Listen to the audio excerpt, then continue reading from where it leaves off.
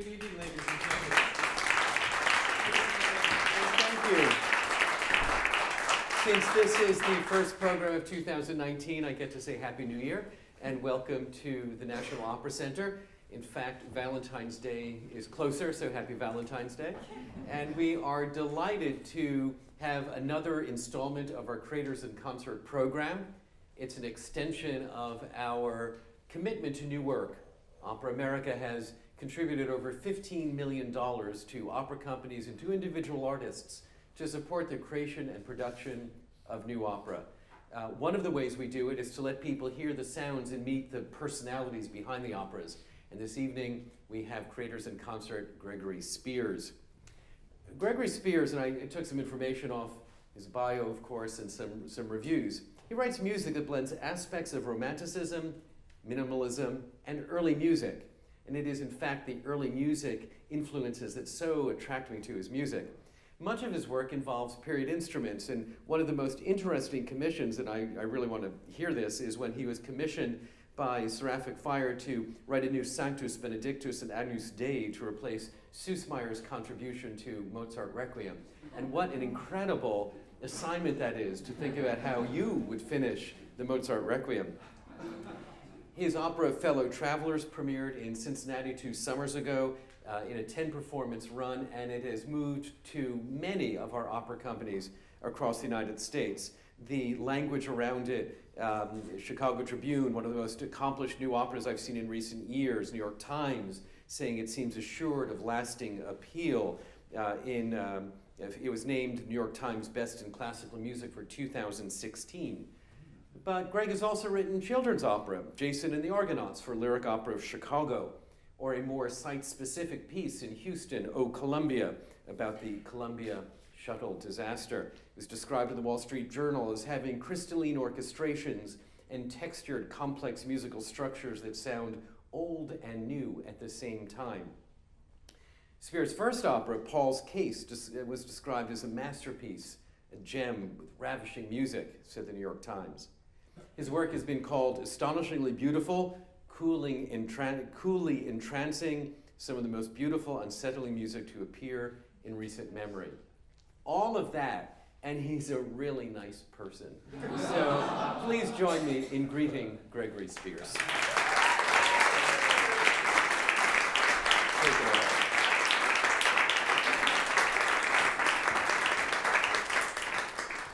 Thank you so much for coming, and I just wanted to thank everyone at Opera America and Mark for having this evening and allowing me to work with these wonderful musicians who are really first-rate. I'm really honored that they're singing tonight and playing. I'm just going to introduce each piece as briefly as I can. The first piece on the program is a song. Most of the pieces are arias. This one is a song. It was commissioned by the Five Boroughs Songbook. And the poet Raphael Allison wrote a poem inspired by Staten Island. Trips driving through it from Brooklyn to New Jersey. This song was written for Jennifer Johnson Cano, and it's called Aquehonga, which is the Lenape word for the island most New Yorkers know as Staten Island. So I'm going to invite Jennifer Johnson Cano and Dimitri Dover to come on out and perform it.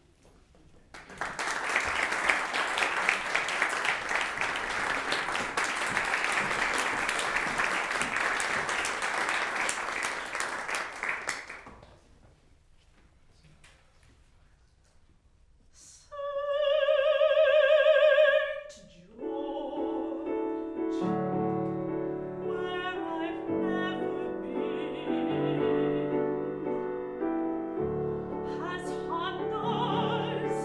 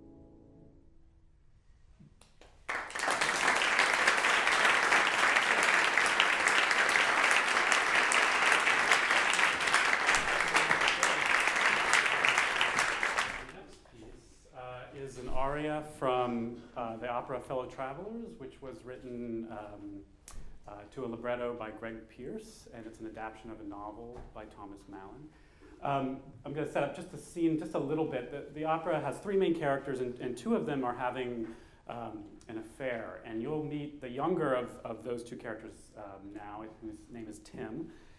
And he's had this sort of first night fling with another character whose name is Hawk. And he, the next day, goes to church. He's a devout Catholic, and he is sort of working through conflicting emotions of guilt and joyousness and all sorts of other things you'll hear about. This piece takes place during the 1950s, during the Lavender Scare in Washington, D.C. So Aaron Blake is going to sing the role of Tim, and the aria is called Last Night.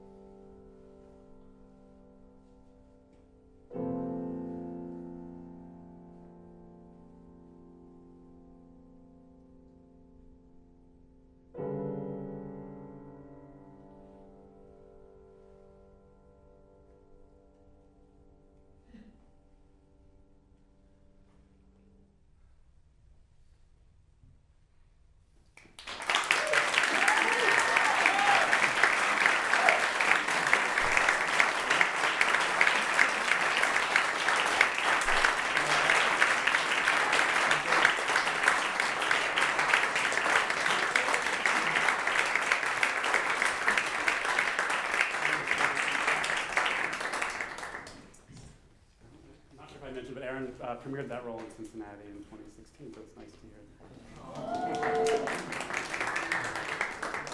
that. The next excerpt is from the first opera I wrote, and it was with Catherine Wallet, who's a good friend of mine and a playwright. It's an adaptation of Willa Cather's short story, Paul's Case, from 1905. The story, shortly or quickly, is that Paul is a high school boy. He's kind of a rebel. He's a dandy. His teachers don't like him. And this scene that you're about to see follows a scene where his teachers are sort of one by one kind of attacking him. And so the next scene happens in the opera house where Paul works as an usher, and his English teacher, who has been making fun of his appearance earlier, shows up, and he has to lead her to her seat. So they don't like each other very much, but they actually have a lot in common, and she delivers a sort of warning to Paul. And the ending of this opera, maybe I shouldn't say what the ending is, but it's very tragic, so things go very downhill from here. So I'm going to invite the other two singers to come out, and this is the English teacher's aria, actually a little scene before it, then the English teacher's aria from Paul's Case.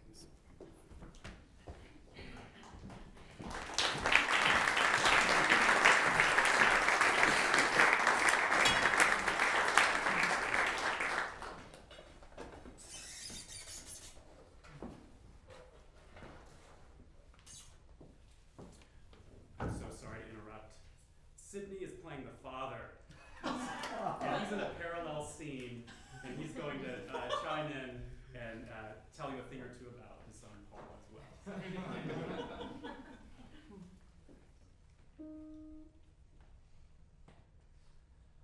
The notes have not been played or decayed. The whole evening lies ahead. Only sounds of tuning.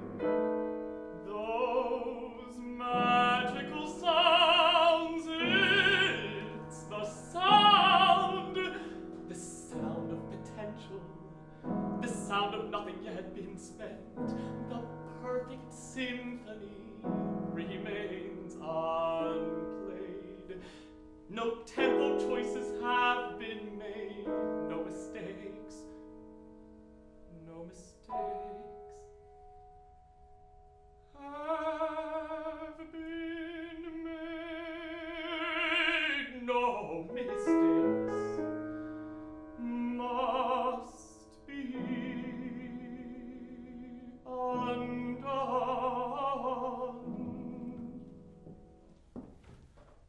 That my English teacher should be here?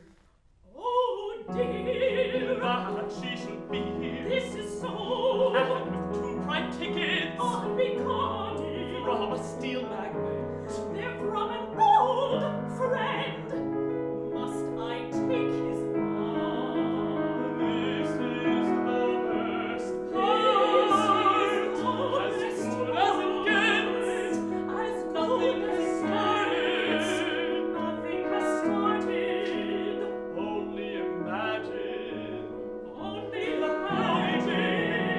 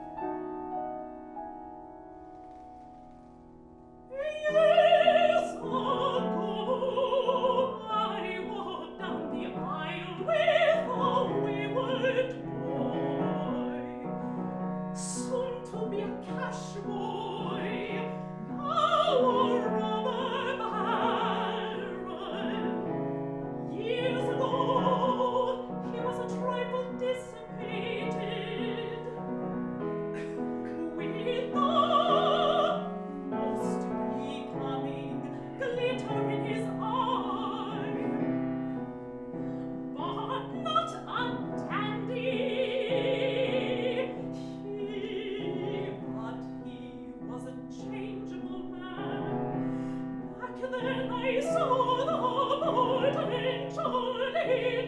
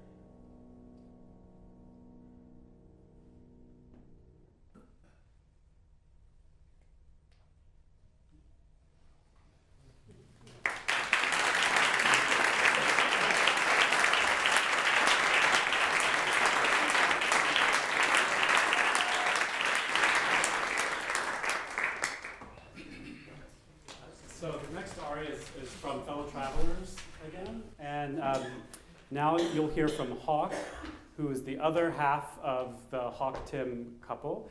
And we hear Tim's aria at the beginning, or close to the beginning of the opera, and then we hear Hawk's aria right toward the end. And we've waited a very long time to hear something from this particular character. I'm trying to think if there's anything else I want to say about this aria. Right after this aria, Hawk is going to break up with Tim, the sort of long relationship by turning him into the McCarthy hearings. And so this is right before the sort of final denouement. Yeah, I think that's everything. So thank you. What's Tim's nickname? Yes, that is exactly what I meant to say. Tim's nickname, Hawk's nickname for Tim is Skippy. So.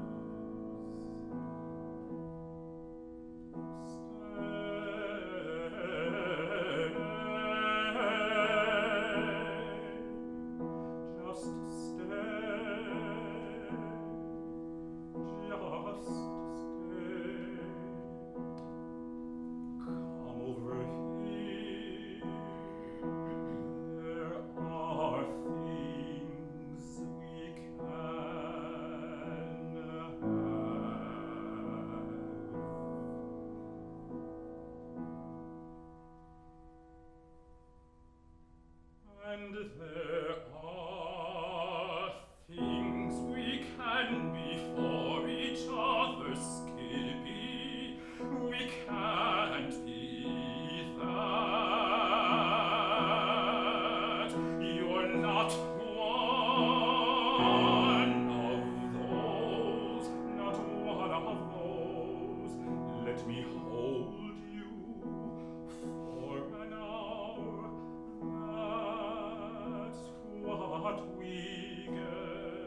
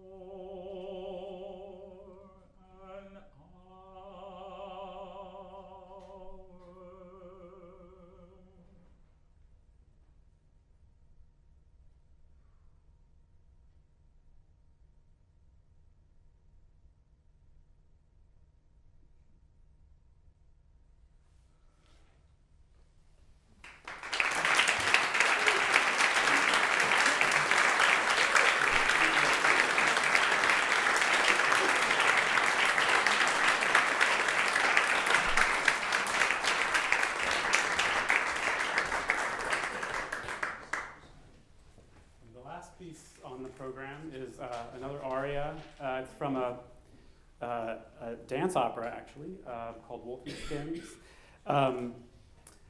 And this takes place in Act 2, and the character who you're going to meet is wandering through the woods, and there's wolves all around. I think that's all I want to say about that one. And this piece can be sung either by a mezzo-soprano or a countertenor, and you'll hear mezzo-soprano tonight.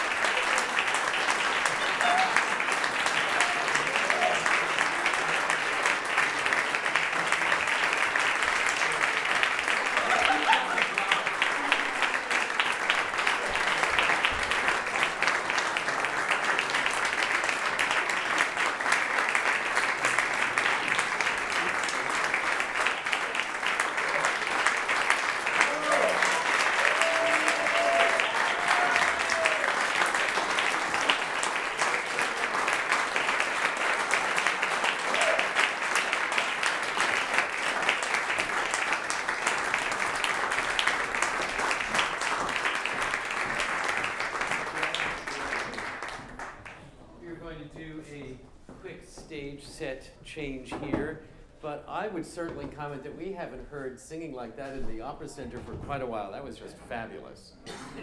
Thank you so much.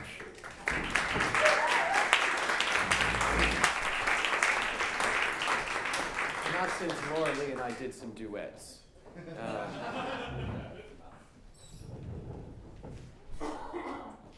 We just have to get Greg back out here now. Yes. There you are, come on.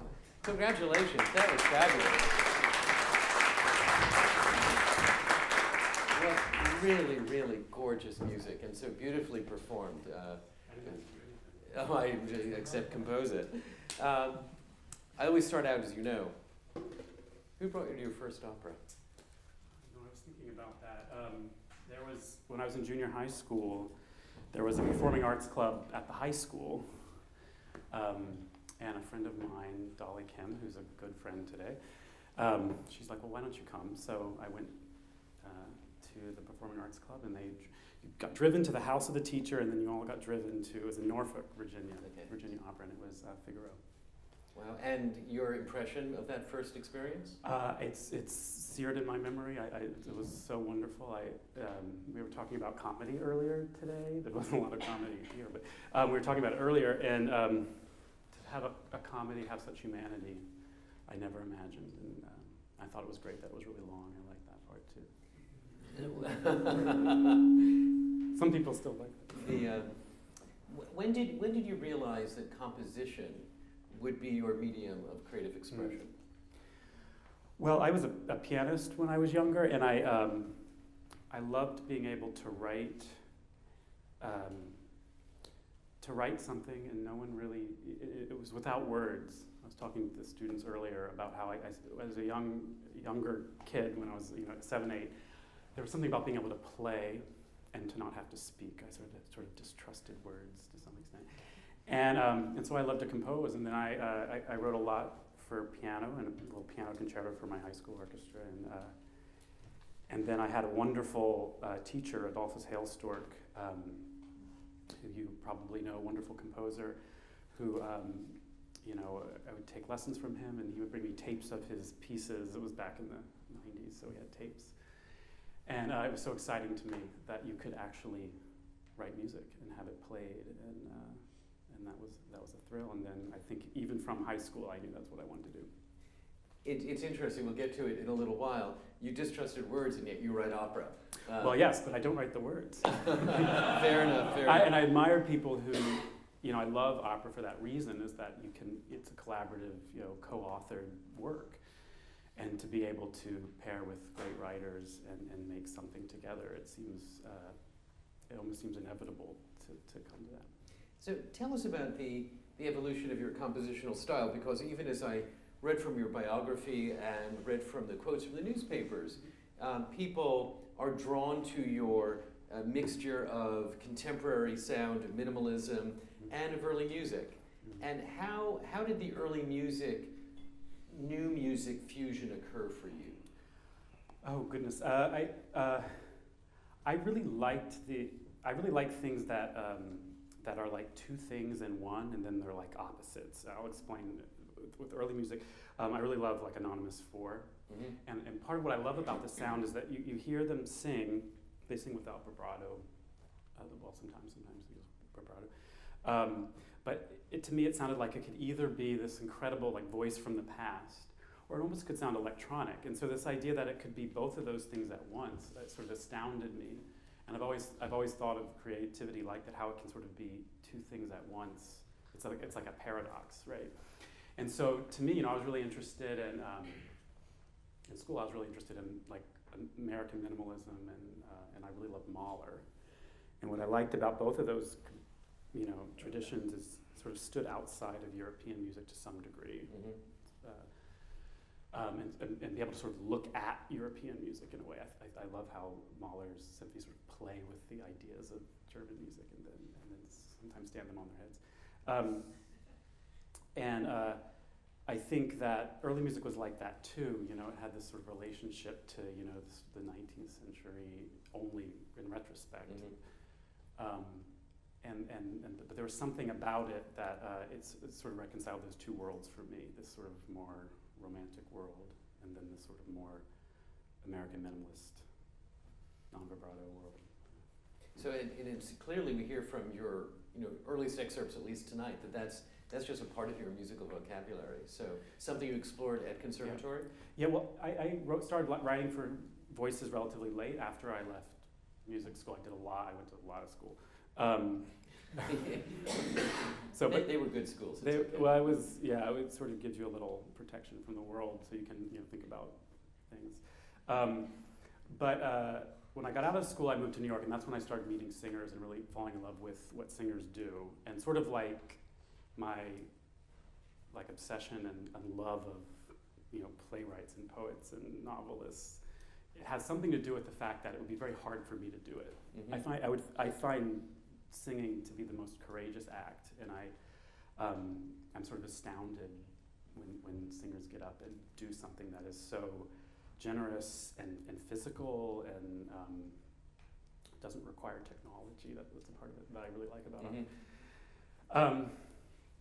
So I think I lost my train of thought, but with early music, I'm trying to remember when I met singers, one of the things that I had to kind of reconcile with myself is that I grew up listening to pop tunes and top 40 and stuff like that, and where of course the microphone is very close and the kind of expressive qualities of the voice are very quiet, and that opens up a whole bunch of possibilities when you put an amplification to it. And so that's part of what attracted me to Philip Glass and Steve Reich, is the sort of use of early music voices actually became a way to kind of bring some of that pop sound into it. So even though we're talking about Periton, talking about really medieval sort of music, to me it sounded like pop music to some degree. Fascinating. And troubadour music sounds like pop music to me. Part of that is because of how people perform it now. What I always loved about early music performers is there's not that much in the score, and so they're all almost inherently composers. They have to make so many decisions and commit fully, and so it was that amount of commitment, and also the way it sort of, for me, brought these two singing traditions together. And it's really exciting. Actually, tonight, particularly exciting to hear these wonderful big voices, these sort of Verdi voices, do the sort of straight tone and have all those different techniques. So you came to New York, and you were impressed with what singers can do. Yeah. And you had a love-hate relationship with words. Well, I think that I love words, but I like to leave it to others. Leave it to other people. How did opera draw you in? Well, I like theater a lot, and in college I hung out with the theater kids a lot, and playwrights in particular, and but there were things that drew me to opera, the sort of things that I perceive as really radical and strange. I think arias are a very weird, amazing, sort of dramatic device that I don't see anywhere else. And there's something about their ability to almost hypnotize the audience. And I felt like that, to me, brought together with a naturalistic world of theater was what really excited me. And the ability to, I was thinking a lot about this with fellow travelers, because Greg Spears handed me what was essentially a play with sort of inset arias. How do you create a world that it's as naturalistic as possible in opera, because it's a very stylized thing, to sing with an operatic voice is not something you hear every day. But at the same time, be able to take advantage, develop some sort of naturalistic way of the drama moving, and then also to have these moments where things really stop. And that's what arias do to me. They stop time. I mean, some of them go on forever, and that's the opposite. But And I wanted, I'm jumping ahead a little bit, because in new opera, finding arias, duets, and ensembles seems rare. And we have a lot of underscored text, a lot of accompanied recitative, but there aren't many arias or ensembles. And yet in your works, there are. And it's one of the reasons I'm so attracted to your work, is because the aria form, the duet, exists only in opera. And why do opera unless you use that? So what is it, you're saying this hypnotic effect, the same could be said of extended duets or ensembles, I suppose. Yeah. So, how did you learn how to write for the voice? How do you learn how to write an aria? Yeah. I listen to a lot of Handel, is what I do. Not a bad place to start. Yeah, I don't know. Someone told me, a composer, I think it was Michael Torkey, a long time ago, said, the hardest thing is to write a song. And especially for a classically trained, so much of what we are trained to do is different than what a song does. A song is incredibly efficient, it's short, it has and there's a sort of expansiveness that happens when you study composition, you write these big pieces. So I don't know. I think when I first started writing opera, I felt like the ensembles came very naturally to me, and maybe that's because I went to Figaro. It was my first opera, Mm-hmm. But then I found it much harder to write the arias, and I'm the kind of person that I'm like, oh, that's really hard. I'm going to do that, and just for the reason that you say, that I think that opera has to be one of the things that we can all do as people who love opera is to really pay attention to what makes opera unique, right? And what, as you said, other forms don't do as well. And I think the aria was that, and I wanted to sort of go there. And I think it's really, it's very, very mysterious. I don't know how to. I don't think I'm still learning how to do it. But I think that when a really long aria works, you're never sure why. Honestly, I don't think we never study this stuff in school. Right. Yeah. For reasons. I mean, what you can't talk about. Maybe you should. And I've learned from you and so many of your colleagues that in school, in conservatory, you frequently aren't taught the Rossini, Bellini, Donizetti arias because they're musicologically not particularly sophisticated, except they're great works. See, I know what you're saying, and I disagree with you in the sense that Great. That's what we're taught, right? And I think that as composers, we're taught, we are taught very visually. We see complexity on the page.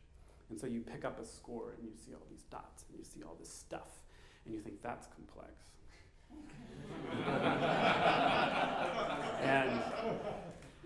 and then again, Handel, I love Handel so much. You pick up Handel, you're like, what's the tempo? Where's the dynamics? Like if one of my students did this, I would be like, you need to come back. You need to Finish. Yeah.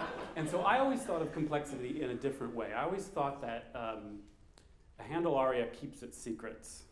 It doesn't sort of give them away. It's not that it's not complex, it's that it doesn't show you. It's like an Apple computer. You can't see what's inside it. Well, I guess they would have that one version you could see inside. But there was this idea that if you can't see the complexity on the page, it's not there. But then my experience would be incredibly complex. Mm-hmm. And my experience of a Bellini aria at the Met is so complex. It's such a weird experience because it's sort of like all of a sudden 3,000 people are being kind of hypnotized. Mm-hmm. It's a great singer. And I sit there with all these degrees, and I look at the page and I'm like, I can't find that. And so I don't think that's less complex. I think it's actually much more complex because I can't find what's having that effect on me. Mm-hmm. And as a composer, I'm drawn to that because I want to know. I have the same experience with Arvo Pärt sometimes. I get an Arvo Pärt score, and I'm like, where is that thing? Where's that experience that I had that I know is real? I don't doubt that for a second. And I can't find it, and I admire that even more than the score that I love that also looks like, on the page. When it comes to librettists, you are unfaithful. Because every one of the works that we heard was a different librettist. And I'm kind of curious to know what is at the core of a relationship, of a successful relationship with the librettist. And do different librettists and their use of language call forth different music from you? Yes, I was talking to the students earlier today. Pardon me if I'm repeating myself. But I like, when I first started writing an opera, like Paul's case, I worked very closely with Kate Wallet, who's a good friend, wonderful writer, and we did write another opera together.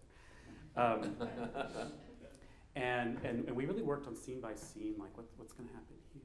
It was an adaptation of a small short story, so it was we had something that we were basing on. And then I found myself like asking her for certain things and asking, can we maybe not have that, because like dialogue, for example, was very difficult for me in that first opera. I think it's one of the biggest challenges of contemporary opera is to get dialogue to sound naturalistic on some level. And I think it sort of, I'm like obsessed with it. I'm so interested in it. But then it was very hard. And so all these ensembles sort of would jump in and we get all this kind of like set piece. And then Greg Spears, the libretto for Fellow Travelers, again, based on a novel, he just delivered what was essentially a play. And he was really obsessed with Pelleas at the time, and which is a play, you know, that libretto is a play. And I just liked that. There was something about me that knew I was scared of that, of trying to set a play. And so I kind of like the idea of librettists or playwrights just sort of writing a play with arias in it. There's a long way of saying I like getting a libretto and being like, how do I have to, like this aspect of this libretto is something that I haven't done yet, and like how do I develop the technique to do that, and just sort of have that be a way to develop as a composer, you know, and yeah. What makes a good story for you? Oh, I was thinking about it, because the thing that happens with composers a lot, it's actually really touching. A lot of people come up to you and be like, oh, this is an operatic story. And they'll be like, you should do this, like Anna Karenina, and I'm like, yeah. And they always use the word, it's operatic. And I'm always, and I'm a bit of a contrarian. Like I think of, when I think of opera, I don't think of, lots of times what they're talking about is big emotions, like big set pieces, the chorus. And I think of opera, one of the things I love about opera is its ability to get at emotions that are almost opposite emotions, like that aria with Hawk that Sid sang so beautifully. There's so many things conflicting in that character at that moment. And for me, it's sort of, I really like, before I said I like things that are opposite, that are blended together. And but when I turn on the shower every morning, I turn on the hot water, I turn on the cold water, and it gets sort of lukewarm, and you don't want a lukewarm piece, so when you mix opposites, sometimes it can just cancel everything out. And, or it can sort of double everything. And so I look for stories, with that are, again, like sort of naturalistic, like everyday life, where you like walk out, Tuesday morning and you feel 20% sad and 40% excited and 40% apathetic, and it's full of such contradictions. And how do you write music for that? That's not linear. That's not, I feel sad for 2 bars, I feel happy for 4 bars. And so like that aria with the Fellow Travelers aria, like I was writing and I was trying to kind of track the drama through the aria. And it was like somehow it just didn't feel right. It was kind of a mess of an aria. And then I was just like, oh, like he has to be like stunned, and it has to be really pretty in a way, and really restrained. And so there's a way that I find, I get really interested, there's a long answer, in everyday people, sort of in extraordinary circumstances, I think excite me more than Anna Karenina. I guess that's kind of, she's kind of, maybe that's, I don't know. But rather than these sort of epic, right. Rather than Nixon in China, which I love, by the way, but, and that sort of presentational kind of quality. Well, I have a whole bunch of questions I can go on here, but I'd like to turn the lights up to half and take a couple of questions from the audience. And I know that there is a roving microphone back there. L2, is that you? It's me. So I don't have the light, so I can't see any hands. There we go. So any questions for Greg from the audience? There's one up here. Stand up, please. Tell us your name. Hi, I'm William Barnett. I'm a big opera fan. I guess one question I have is, what is your thought process? Like when you sit down to write an aria or like a ensemble piece, like, I guess, what's your process from beginning to end, I guess?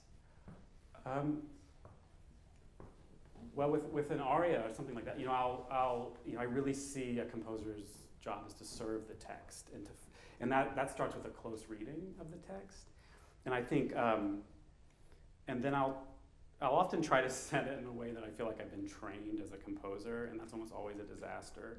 And I throw that away, and I usually try to do something that's the opposite. And I had really good teachers, by the way. I keep forgetting this is life. My teachers all taught me to sort of be counterintuitive, that oftentimes the solution uses all those things, but in a way that's totally unexpected. So I think I do a close reading, and then I really want to understand what it is or think I understand it, but then when I write the aria, I end up understanding it much more. And I think I'm very, I think a lot about like scientists, how scientists work. They sort of have a theory and then they test it, and then it doesn't work, almost by definition, like a hypothesis doesn't, and then you modify it, and then you put it back into that same system, you test it, and then it fails in a new way. You put it back into that system.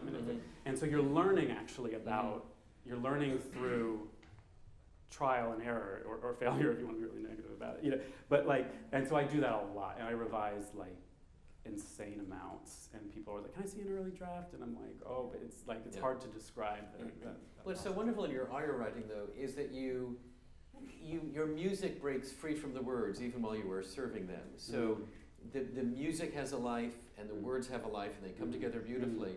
But you aren't just underscoring the words; you are bringing the words a new meaning through your music. Yeah, I think that's and I was never taught that, but I think that's one of those things that somehow you get into your head that the music should be this kind of reflection of the words, and then you go and you listen to like the rep, and you see that that's not true. We actually had we were having conversations about one of those arias, actually the last one, and should the pianist follow the singer's phrasing? If the pianist is the forest and the singer is walking through the forest, why should they be on the same page? Almost by definition, they shouldn't, right? There should be a tension. And I love that in opera. There's a wonderful kind of interplay where sometimes the orchestra is contradicting what the singer is saying, or maybe the orchestra is giving us sort of signaling that there's an ambivalence and the sort of literalness of the words. And Fellow Travelers, we talked about this a lot because it's about gay men in the 1950s. And the way to communicate, you might be saying one thing, but what was really being said was something totally different. There's a pickup scene at the beginning of this opera, and they're talking about the weather, but we know they're not talking about the weather. Right. And opera's really good at that. And so music is kind of like a subtext, sort of a very elaborate subtext. Yeah. But then that can also get in the way. So, there's a situation in where you feel like the music should totally push against the text, but then that can be too on the nose too. So there's kind of no rule. That's why I always go back to the experimenting and be like, well, let's try it that way. Oh, wow, I didn't expect that to work. Oh, and this I thought would work, and it was a total disaster. So. Another question from the audience. Yes, ma'am. Hi, I'm Kristen Norderval, and I'm a composer. And I had the really good fortune to work with playwright Naomi Wallace as my librettist for my opera, The Trials of Patricia Isasa.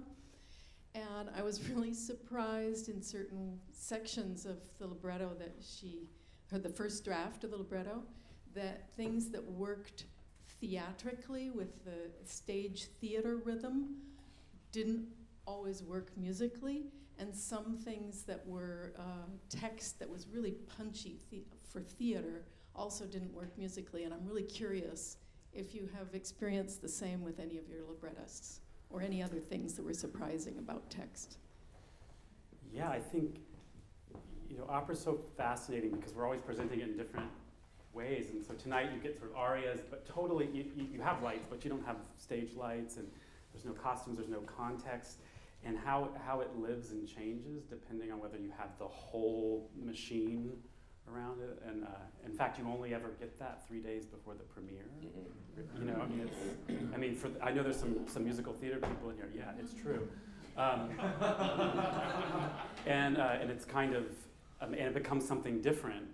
And I think that I feel very lucky that I've been able to write quite a few operas that have been staged, and understanding how that transforms and how you can write something that hopefully works here and then becomes something different with the lights and then becomes something different with the costumes and in context. And then there's things that I wouldn't necessarily want to program tonight for example. Like I didn't program any real ensemble stuff, Mhm. because I think ensemble in a way really needs the whole world whereas a singer in an aria, so nothing I love about arias, a singer can do it all. That's one of the Mhm. and to watch these incredible singers like take responsibility and be like, I'm gonna, you don't need all the more expensive aspects of the form.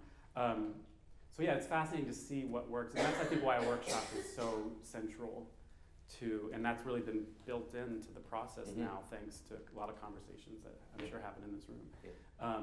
And so I think that's the way to work through those things and respond to them and experiment with more of the theatrical side. Well, I have 3 closing points. One is that having this conversation, or if you look in your program at our upcoming events, it demonstrates that artists are at the center of our work here at Opera America. And it really matters to us that we hear the artist's voice as brilliantly and eloquently as we just have. The program lists some other moments when you can join us here. The second point is that in your coming here, you help do what we value very highly, which is to create community, to create a group of informed, like-minded people who are dedicated to moving opera forward in the 21st century. So I'm really glad that you're here.